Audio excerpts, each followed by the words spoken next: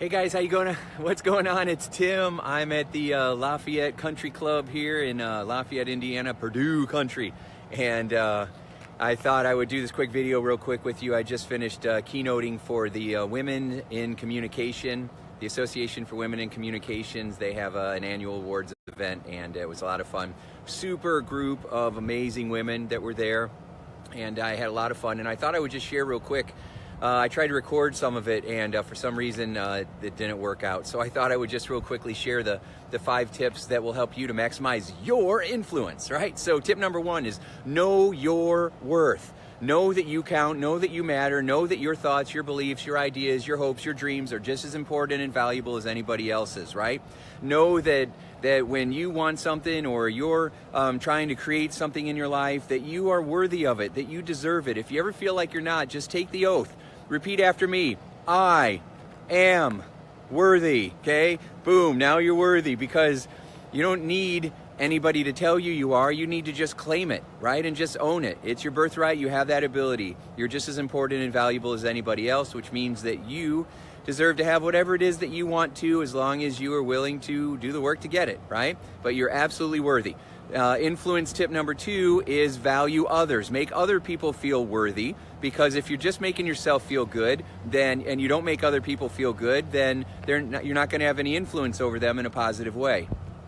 And so, I've met people who were really good at taking care of themselves and they were horrible at taking care of others, or they were really good at taking care of others but they were horrible at taking care of themselves. We want to get good at both. Okay, so when you are valuing others, just use the little acronym that I use, which is LOVE. You want to go around loving people. Love means, my acronym for love is LUV. Okay, LUV, and that stands for listen to, understand, and validate. When you're talking to people, listen to them, pay attention to what they're saying. The best influencers are not the best speakers, they're the best listeners, right? And so when you are connecting with people, you want to make sure that you are focused on really listening to what they have to say, really understanding why they're saying what they're saying, what's driving it from behind the scenes.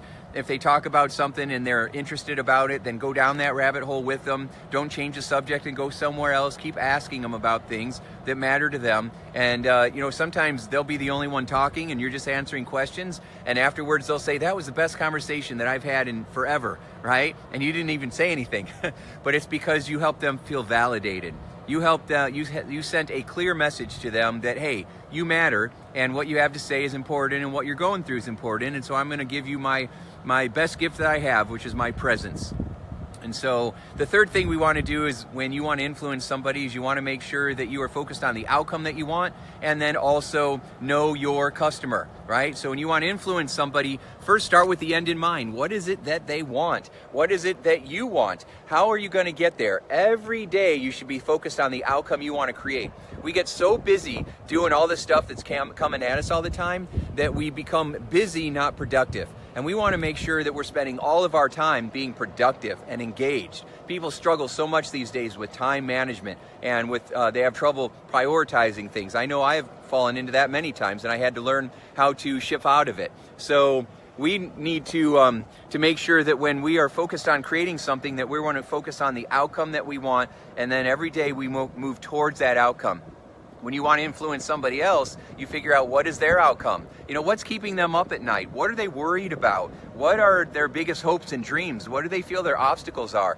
We're always trying to avoid pain and create pleasure. So through listening to them and understanding what the outcome is, and understanding what's driving your customer emotionally, what pains are they trying to avoid? What pleasure are they trying to create in their life? Then you can move in that direction, and you will become someone of influence and importance and value to them. The more value you bring, the more valuable you become. So we have value yourself, value others, know your outcome, and know your customer. And then the fourth one is speak persuasively. Okay, so we got 4. It's too cold in here to bend my pinky. So we got 4, right? And so the fourth one is speak persuasively. Use stories, use metaphors. In the Bible, they speak in parables, because stories put people in a trance. And then through the use of your story or your metaphor or your example, you cause people to get into this altered state, and they start thinking more about what you're saying, and it causes them to think, feel, and behave in a way that you're trying to get them to feel or think or behave. And so it's very powerful and important to be able to speak persuasively. So I give examples like don't tell somebody, don't use the word don't, okay? Instead of using the word don't, tell them what you want them to do instead.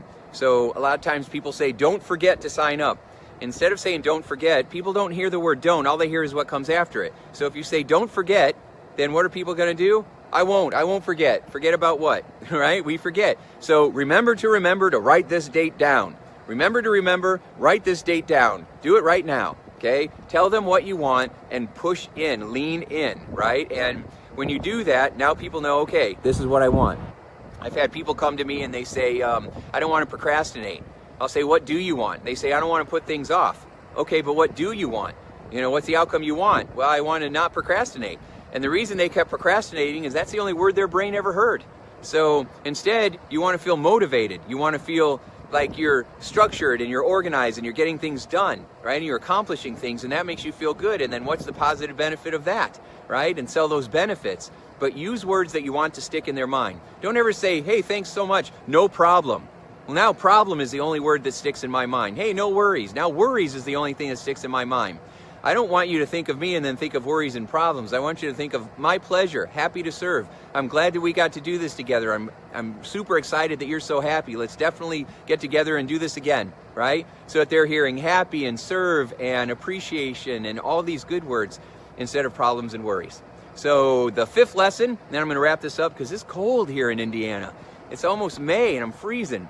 But the fourth one is, what's the fourth one? So know your value, know the value of others, know your outcome and know your customer, speak persuasively, and be direct and compassionate. That's the fifth one. Be direct and compassionate when you speak. Most people are good at one or the other. If you're not being direct, then you never get your point across. You're never sharing how you're really feeling, right? Because you don't want to avoid, or you're trying to avoid conflict, or you want to be seen as nice. But if you don't share how you really feel, then people won't know. And then you're going to make up this big elaborate story for why you can't do this. And it's all just a big story in your head that keeps the pain perpetuating. It keeps it in play. Other people are real good at being direct, but they're not so good at being compassionate. You know, brutal honesty. I don't want anything that's brutal in my life, right? So how about compassionate honesty? How about empathy when you're being honest and direct? So the best leaders, the most mesmerizing leaders, and the best influencers are the ones who can be both direct and compassionate. So those are my 5, right? So make sure that you start to take one of those and really apply them today. If you're really good at a few of those and there's a couple that you're not so good at, that's what you start with. All right, so let me know what you think about that, and if you think there's other things that we want to add to our list, but I think those are the 5 that are the most important when you are wanting to influence people in a positive way with integrity. So go forth and prosper. Thanks for watching, and continue to be a sure success. Talk to you soon. Bye.